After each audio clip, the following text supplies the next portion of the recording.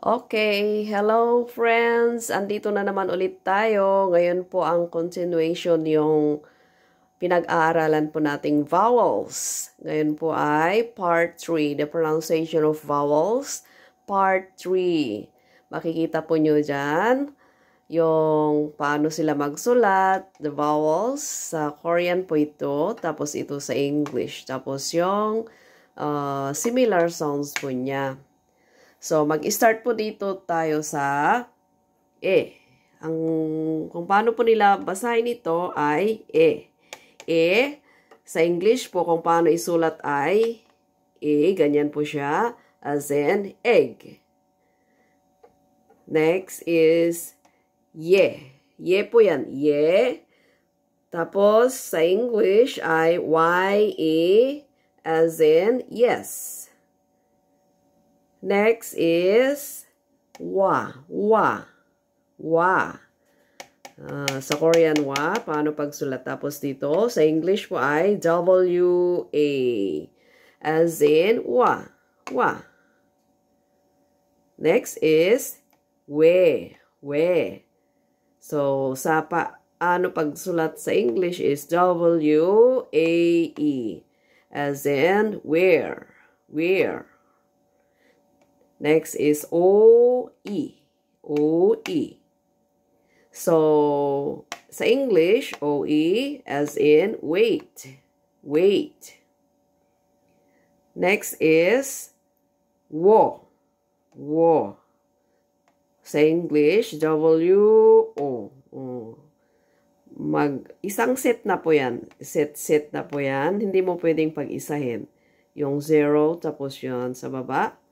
So, as in, wonder or war. Next ay, we. Sa English, paano pagsulat ay W-E. So, we, as in, sweeter. As in, sweeter. Next is, we. Sa English, kung paano pagsulat ay W-I as in we. Okay? Dapat with ito eh. We. Anyway, yan po ang nakasulat sa books. Sinusundan ko lang po yung nasa libro. Okay? So, we, maybe pwede rin itong sa with. Okay? Next, yung pinakalas na vowel po ay U-E. Sa Korean, sa English, kung paano isulat ay U-E. Pero ang pronunciation po niya ay Jewi. As in we. We po na E. Joey. Next, basahin po natin ulit. So, mag-start po tayo dito sa E, Ye, Wa, We, Wi, Wo, We, Wi.